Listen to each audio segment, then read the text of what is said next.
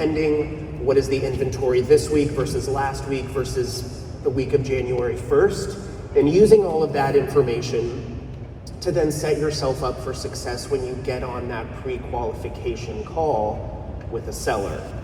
And so then on that pre-qualification call, I'm really trying to understand where they are at in the process by asking the questions of, what's important to you in the person you're hiring? Where are you looking to buy in the area? Are you looking to move out of state? And I take all of this data and digest it, and then that's the information that I use to set myself up for success for the listing appointment. So let's say they have an objection about, are you an avid Zillower? Do you know what your home is worth, or do you have an idea? And they say 1.6, and that's way out of the realm of where it is. Then one of my things is, okay, I need to bring a market report, because we're gonna have to have tough conversations about where the data is and what they're actually thinking in their world. So I take all of these things from the pre-qual, which is where I get all of my information, and over-prepare using that. So I go in with more than I probably need. And are you over-preparing, or are you just preparing right? I'm preparing right, but some would say over-preparing, because I do take a lot, but I don't touch it all. But I want to have it in case something pops up that we didn't talk about on a pre-qual. What are the handful of the non-obvious things that you go looking for in prep that maybe other people aren't realizing? The non-obvious things are like, if someone questions you about, let's say, it's not non-obvious because compensation will come up on the call, but it's important for you to know how to articulate that in person other than saying, hey, I earn X percent. I earn X percent because here is all the data that I've provided, here is what my stats are, here is what the market stats are, and this is how I can help you potentially net more money, even though you're saying a lesser commission than what we earn is more important to you. I don't want you to step over $1 to pick up a dime. Okay. Janie, you have a process as well that's really quite diligent. It goes from when inquiry comes on to all the steps inside conversion. And we were chatting about it backstage, and it was like, like multiple steps. Just walk us through that from your world. Is if you're properly prepared, how do you get from one to the next to the next to the next? I'm really interested in the handoffs. Yeah, absolutely. It's all about moving that lead forward. So when a lead comes in, it's the expectation on our team that that lead is responded to within minutes. So how many minutes? Under 5. Okay, why? Ideally sooner, because the conversion rate goes through the roof under 5 minutes. Okay. So reach out under 5 minutes. Now pick up the phone, call them. Now we have a method called the double tap. You pick up the phone, call them, you get to the answering machine, don't leave a message, hang up. Okay. Call right back. 9 times out of 10, they're gonna answer. And then when they answer, you can say, well, I meant to leave a message, I got disconnected, but now that I have you on the phone, and then you can go right into it. Well, keep going right into it then. This is something that's happening right now, is you've called me, you've double tapped, I picked up the phone, I'm like, hey, this is Phil, you're saying what? Yeah. So, hi Phil, I'm so glad I caught you. I see that you're interested in your home's value. Can I ask why now? Why is it now that you're interested in your home's value? Well, because you had a button on the website that said that you'd tell me my home's value. Absolutely. So, is there a certain reason that you were curious about your home's value right now? See, I love doing this in an environment which is really casual. There's just 1,000 or so people sat here listening into our conversation. And what I'm looking to prove is that it's really nerve-wracking to be able to be ready with knowing what you're going to deploy word choices in moments. But you know these moments are coming in your everyday, and in an everyday environment, you're more prepared for that moment, correct? I'm right here. Absolutely. But what this is a high-stakes moment. And in this given environment, you find yourself sometimes stumbling. The counterfactor to that is practice. Right. Everybody struggles when they're in the spotlight, but in practice, we get a chance to play. How do you play around on those conversations in your environment, in your team, in your culture to grow confidence in the moments that matter? Yeah, absolutely. I'm glad you asked, because we actually have the Phil Jones cards that we pull out and we mastermind around them. So, and we do that daily. We have groups that meet and we mastermind around it. We use the frames and practice around that. Now, it's really all about keeping it casual. I know we talked about that too. And as opposed to really jumping in and diving in for attack. So really keeping it casual. You know, if it were somebody that were looking at home values, I may not necessarily, you know, dive into a pre-qual. You know, my goal is to get in front of that seller as quickly as possible. So the goal of the call is the appointment. Okay. You know, and if you can't get them on the phone, text in a TCPA friendly way, of course, to get the call, to get the appointment. So the goal is to get in front of the seller as quickly as possible to build that relationship. And what I love about what you were sharing backstage on this too is that it isn't, I'm coming for an appointment so that what I can do is deliver a listing presentation. Right. Yet all this playful, joyful language that is, you know, don't worry about the state of the home. I just want to drop round. It could be maybe 5 minutes or so, and want to take a look at the place so that the information I give you is more accurate. And it doesn't feel like a high pressure appointment. Was that intentional? Is there a reason behind that? That's absolutely intentional. Now, to Ryan's point, if it's a seller that you know that you can have that conversation, you have to know your audience. And so if he can jump into that pre-qual call, great. Now, in this current market, you know, the sales funnel or the sales cycle is longer. And so we have to build that relationship and with a more delicate approach. So the approach I would take would be, you know, if you were saying, you know, I'm not ready for you to stop by just yet, Janie, or I'm not ready for an appointment, that's great. I understand you're curious about home values. I'd be more than happy to send over what's going on in your neighborhood. It's going to be a really broad range, you know, but I really don't mind at all. I'm happy to swing by, just take a real quick peek. I only need 5 minutes.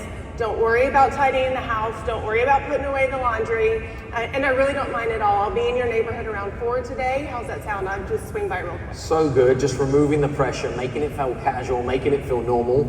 Tiny swap in language, and we'll talk about this in a number of moments, is sometimes just changing one word can make a massive difference. But when you say in an environment like that, don't worry, I don't mind, what you're saying is that I should mind. A subtle switch would be to make it a qualifying micro-commitment question, whereas what you could say is, would it help if? Would it help if I swung around for a few minutes just to give you some clearer insights? And when you say, would it help if, try and say no. Try and say no to a would it help if response, and watch out, conversion rate can go up. So micro-coaching moment in there. When it comes to being able to nurture conversations further, is you've shown masterclass through your tip sheet of being able to carry it through and never let it go, like keep a never-ending story and have professionally kind persistence. But sometimes there are conversations that are harder to be able to navigate. And Jennifer's got somewhat of a masterclass around one of the conversations that too many agents avoid. One of the conversations that many agents avoid is how the money works. Whereas Jennifer, you've taken this very, very differently and said, well, I'm remarkably proud of my price. I'm very confident with what we deliver, and you have a unique process there. Would you be kind enough to share with us what that is? Yeah, certainly. Well, I think that I started out the same as everyone years ago, terrified of discussing compensation. And I realized probably more than 15 years ago that people weren't always splitting compensation 50-50, listing and buyer. And I thought, you know, I'm going to try that. Let's see how it goes. You know, it goes without saying that all commissions are negotiable. They're all negotiable, but I didn't know that probably my first 3 years or so. And when I learned that, I decided to kind of make a game of it and see if I could earn more than whatever people considered the lowest common denominator. And I found that about 50% of the time, if I just put it in my pre-listing package, that I was going to charge more than half of the compensation for myself. People didn't even ask me about it. They just paid it. And that was a very passive way of handling it. But then I started to be more proactive about it, and I started saying in my listing presentations when people asked me, I would just say my fee is this. This is what the other agent will be paid. So when this whole thing came up over the last several years, and there was all this terror around requesting, you know, your own compensation as a buyer's agent, I decided, literally made the mindset shift to accept it and embrace it as an opportunity. So that was the real thing, is to say, you know, I have been prevented from negotiating this before in contracts, told it's not allowed, and now I'm being told it's required. Why not say, oh, heck yeah, and go ahead and ask for a premium on the buyer compensation as well? So we do exactly the same thing with the buyer agent compensation. We send out a pre-appointment package that contains all kinds of useful information for people about the buying process, and it has attached to it a buyer broker agreement that has a 15% higher than what I think most people in my market charge. On my listings, I charge about 30% more than I think a lot of people charge in my market. By the way, all negotiable, and everybody All negotiable. can figure out your rates based Yep. on your value. And we don't know what the other agents are really charging, which is a point I also use to my advantage in these conversations, because I frequently have thrown back at me by a buyer or seller, well, I heard in the media that the standard is X. And I say, well, that's exactly the point of everything that's in the media, is that there is no standard, it's all negotiable. The point on what Jennifer's sharing there as well that I think everybody should catch if you haven't, is if you're not proud of your price, then don't expect somebody else to accept it. And if you're not convinced that you're worth every sum of money that you're asking, don't expect somebody else to believe it. But what do a big department store do when they want somebody to see something with this huge value for money? How big is the price? Like, the poster is this big, the font is this big, and if I'm brave enough to be able to say it with confidence, then it's perceived to be of greater value for money. Whereas if something is hidden or it's disclaimed, or that you have to feel like you have to ask how much something is, you feel you're entering a barter situation that makes both people feel nervous. And have you found that it's made people feel more comfortable or less comfortable when they're in conversations with you when you're so transparent? I think they're more comfortable. I mean, I think the thing is, you address it at a point when they're already saying yes to you, they're already nodding their head. And if you catch them on the Zoom or the in-person meeting, say yes when you say, my fee is this. And I do like the word fee. I like it better than compensation. I like it better than anything else. It's just what I cost. Proud. It's a proud fee for service. And sometimes they say, well, I heard it was this. And so I have that one objection handler I just used. But the other one really is, I'm a very experienced practitioner of this. I've sold nearly 1,000 homes. And the people you're talking about who you had a meeting with, who told you that was their fee, do they have my level of experience? Do you want a first-year associate to help you at a law firm, or do you want a named partner? Do you want someone who teaches people how to do brain surgery, or do you want someone who's never scrubbed in before, This is a very money-motivated business, right? Money motivated for agents, money motivated for sellers, money motivated for buyers. And what we see on the listing side, certainly industry-wide and on my travels, is I'm seeing puzzles that people are coming against, either overpriced listings and then having to compete, or property's been on the market for a chunk of time. Jeff, do you see anything similar to this with those that you're working with? Well, we're seeing, obviously, because most markets, the prices are flat or coming down, listings are sitting on the market longer. Everyone's experiencing that with their listings. And so sellers are being a little bit more critical of who they list with, because they know what's happening in the market. And so there's always been this, well, if I go in on the appointment and I give them a good price that they like to hear, which is easy to do in a good market, and quite honestly, in a good market, it doesn't matter because anything will sell. But the mistake I think a lot of agents are making right now is they're going on appointments and they're giving a maybe better than what they should be sharing number just to get the listing.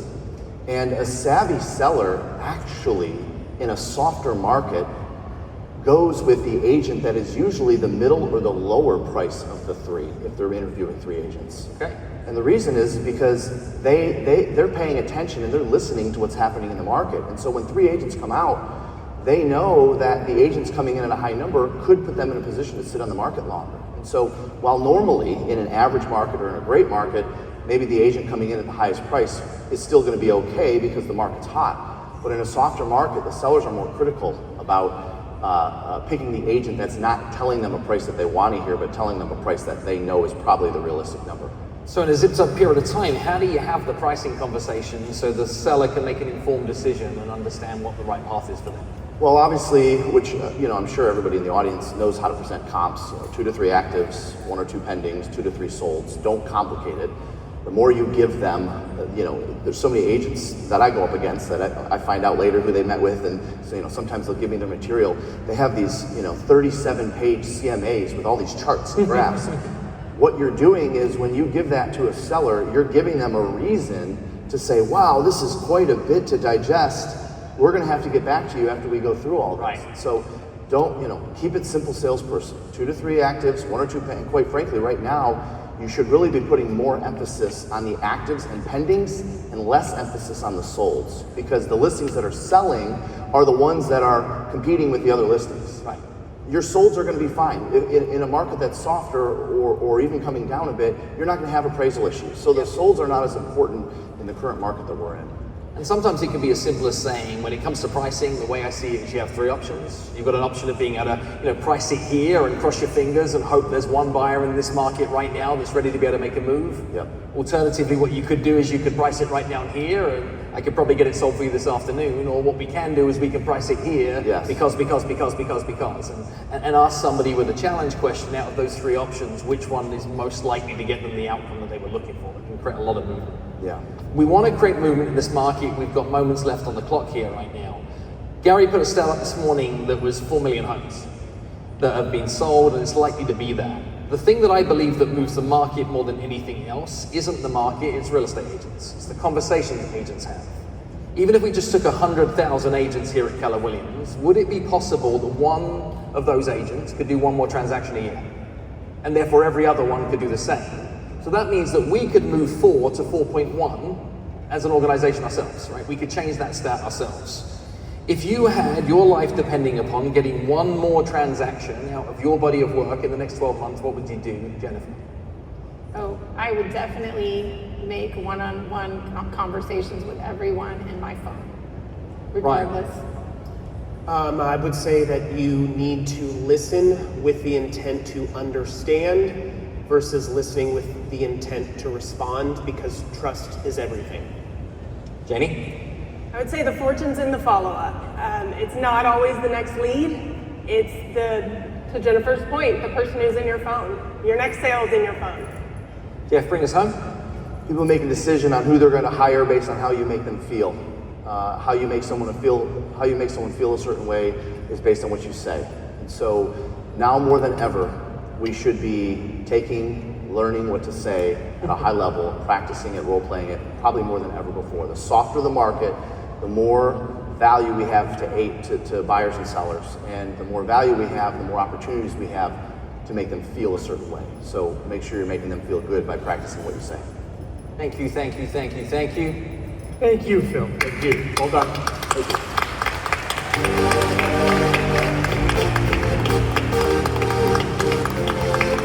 All right. Got the best for last. Maybe the most important conversation we can have today is how to price listings to actually get them to sell. And we have our Empire Building, my wife, our Empire Building podcast host to bring us home with a masterclass on pricing ahead of the market, Tactic 7. Take it away, ladies.